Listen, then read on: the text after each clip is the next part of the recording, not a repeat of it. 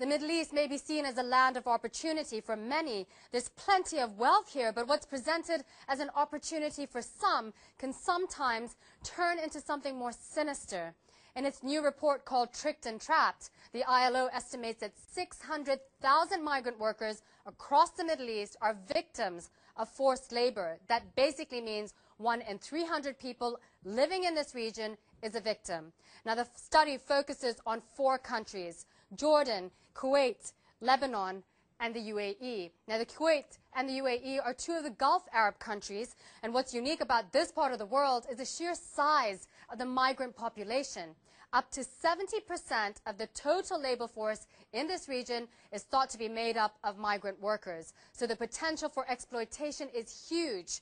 The author of the report, Beata Andres, told us about the sort of circumstances people face here. Our research team interviewed hundreds of workers, and the experiences, independent of the country, were very similar, actually. We saw that most of them were deceived right from the beginning.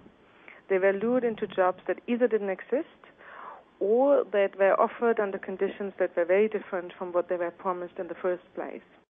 In Lebanon, CNN's Arwa Damon explored the plight of migrant workers there 18 months ago. Many come for work despite bans on domestic employment by their own governments. Like Hannah. She says she had no choice but to come to Lebanon 3 years ago to support her family in Ethiopia after her father died.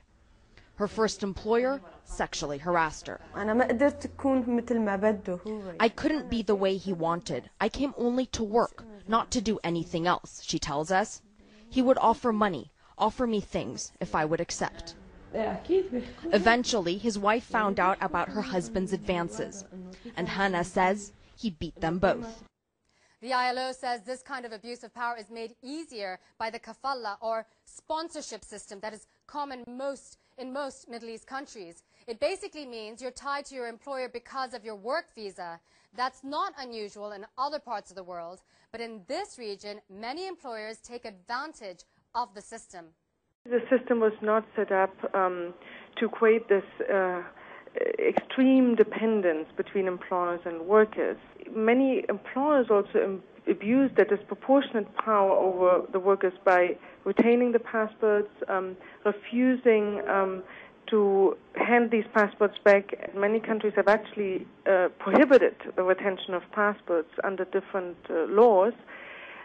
But we also have to say very critically that very often these laws are not fully enforced.